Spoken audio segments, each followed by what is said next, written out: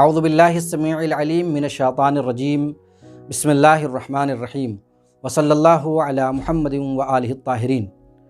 معزز ناظرین، السلام علیکم ورحمۃ اللہ وبرکاتہ۔ جیسا کہ آپ مستحضر ہیں کہ حرم اہل بیت سے رضویز براڈ کاسٹنگ کے ذریعے سے امام سجاد علیہ السلام کی دعا کا مجموعہ صحیفہ سجادیہ کی 8ویں دعا کی شرح بیان کرنے کا شرف حاصل کر رہا ہوں۔ ہماری گفتگو پہنچی تھی کل پچھلے جلسے میں قلت قناعت کے سلسلے میں، جو کمپلیٹ ہو چکی ہے۔ امام سجاد علیہ السلام اس کے آگے فرماتے ہیں کہ وشکاست الخلق، یعنی اے میرے اللہ، میں تیری بارگاہ میں پناہ چاہتا ہوں کج اخلاقی سے۔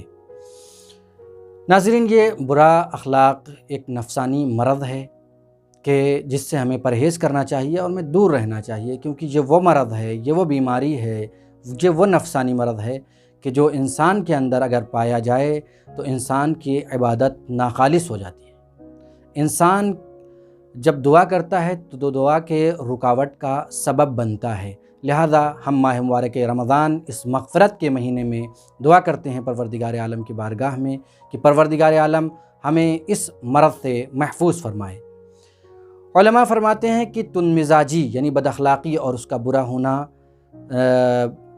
نفس کی یہ صفت ہے، اور جو نفس کے فساد کا، نفس کی تباہی کا ذریعہ بنتا ہے۔ اور ریاض السالکین میں یہ بات ملتی ہے کہ انسان جس طرح سے برے اخلاق کا مظاہرہ لوگوں کے ساتھ کرتا ہے، اس کی یہ پریکٹس ہو جاتی ہے، تمرین ہو جاتی ہے۔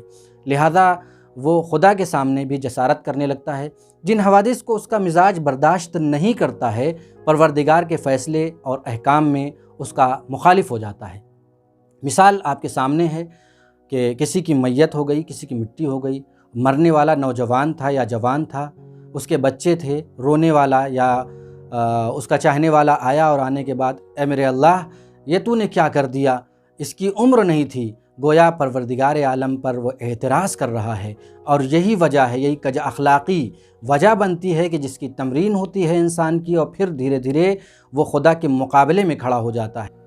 امام صادق علیہ السلام سے روایت ہے کہ من ساء خلقہ عذب نفسہ، یعنی جس کا اخلاق برا ہوتا ہے گویا اس نے اپنے آپ کو عذاب میں ڈال لیا، عذاب میں مبتلا کر لیا۔ وہ اس لیے ہے کہ جس طریقے سے لوگوں کو وہ رنج پہنچاتا ہے، گویا انسان اپنے آپ کو سختی اور مشکلات میں ڈالتا ہے۔ ہمارے اور آپ کے چھٹے امام ارشاد فرماتے ہیں کہ اِنَّ سُوءَ الْخُلْقِ لَيُفْسِدُ الْعَمَلَ، یعنی بے شک یہ جو بد اخلاقی ہے عمل کو برباد کر دیتی ہے، فاسد کر دیتی ہے۔ ایک اور روایت آپ سے اسی طریقے سے ملتی جلتی ہے کہ آپ فرماتے ہیں لِيُفْسِدَ الْإِيمَانَ كَمَا يُفْسِدُ الْخَلُّ الْعَسَلَ، یعنی بد اخلاقی ایمان کو اس طرح سے خراب کر دیتی ہے جیسے سرکہ شہد کو خراب کر دیتا ہے۔ اسی سلسلے میں امام صادق علیہ السلام سے ایک اور روایت آپ کی خدمت میں عرض کرتا ہوں کہ رسول اللہ صلی اللہ علیہ وآلہ وسلم نے فرمایا کہ اب اللہ لصاحب الخلق السیء بالتوبہ، قیل ذاک یا رسول اللہ، قال لأنه اذا تاب من ذنب وقع فی ذنب اعظم منہ، یعنی آپ فرماتے ہیں کہ رسول اللہ صلی اللہ علیہ وآلہ وسلم نے فرمایا کہ بد اخلاق کو توبہ کرنے سے روک دیا جاتا ہے۔ آپ سے سوال ہوا یہ کیسے اے رسول اللہ، یہ کیسے ہو سکتا ہے؟ تو آپ نے فرمایا یہ اس لیے کہ جب وہ کسی گناہ سے توبہ کرتا ہے تو وہ ایک بڑے گناہ میں مبتلا ہو جاتا ہے۔ لہذا بد اخلاقی کے سلسلے میں آپ نے حدیثیں سماعت کی، سنا کہ کتنا برا عمل ہے اور کتنا برا مرض ہے۔